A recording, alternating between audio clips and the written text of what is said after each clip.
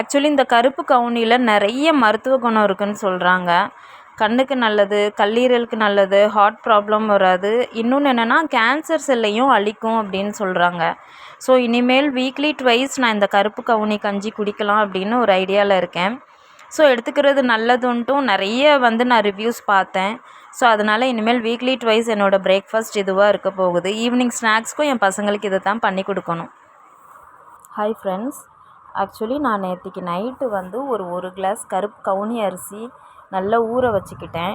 Night around 10 PM இருக்கும், 10 மணி வாக்கில் நான் கருப்பு கவுனியை ஊற வச்சுட்டேன். ஊற வச்சு மறுநாள் காலையில் எழுந்திரிச்சு சரி அதில் கஞ்சி காய்ச்சி சாப்பிட்லாம் அப்படின்ட்டு மிக்சியில் போட்டு நல்லா பத்தை பறக்க அரைச்சேன். பத்தை பறக்க அரைச்ச பிறகு என் ஃப்ரெண்டு சொன்னாங்க, கருப்பு கவுனி வேகிறதுக்கு கொஞ்சம் டைம் எடுக்கும் அப்படின்னு சொன்னாங்க. ஃபஸ்ட்டு நான் என்ன பண்ணோம்னா ஒரு சின்ன ஒரு சட்டியில் தான் நான் வேக வச்சேன். அப்புறம் என் ஃப்ரெண்டு சொன்ன பிறகு தான் நான் என்ன பண்ணிட்டேன்னா டக்குன்னு சரி குக்கரில் வச்சிடலாம், வேக டைம் எடுக்கும் அப்படின்ட்டு குக்கரில் கரெக்டாக நான் ஒரு 4 விசில் நான் வச்சேன். 4 விசில் அப்புறம் 4 பல் பூண்டு போட்டு நல்லா குழஞ்சிருச்சு. ஸோ நல்லா குக் ஆகிட்டு இந்த கன்சிஸ்டன்சி வந்துருச்சுனாலே நல்லா குக் ஆகிட்டுன்னு அர்த்தமாக என் ஃப்ரெண்டு ஒருத்தி சொன்னான். ஸோ அது பிறகு இந்த மில்லட் லட்டு நான் வீட்டில் தான் எப்போதுமே என் குழந்தைங்களுக்கு மில்லட் லட்டு பண்ணி கொடுப்பேன். ஸோ அதுக்கு இன்றைக்கி காலையில் தான் பண்ணினேன். இது எங்கள் ரேஷன் கடையில் உள்ள நாட்டு சர்க்கரை. இதை தான் நான் மேக்ஸிமம் எல்லா ஸ்வீட்ஸுக்குமே நான் இந்த நாட்டு சர்க்கரையை தான் யூஸ் பண்ணுவேன்.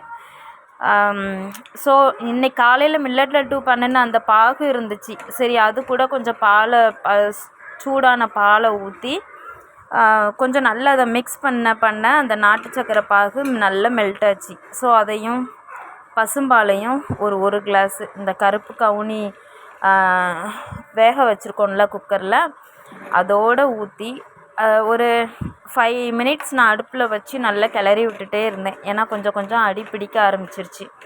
ஸோ பாருங்கள், நீங்கள் அந்த நாட்டு சர்க்கரை பாகு நல்ல இது ஆக்சுவலி அந்த பாகு மேலே நான் சூடான பால் ஊற்றினேன். ஸோ டைம் எடுக்க அது நல்லா மெல்ட் ஆயிடுச்சு. நல்லா மெல்ட் ஆன பிறகு இங்கே பாருங்கள் கலர் சேஞ்ச் ஆகிடுச்சா. ஸோ இதையுமே அந்த கஞ்சியில் ஊற்றி அதுக்கப்புறம் ஸோ கரெக்டாக அந்த கன்சிஸ்டன்சி வந்துருச்சு.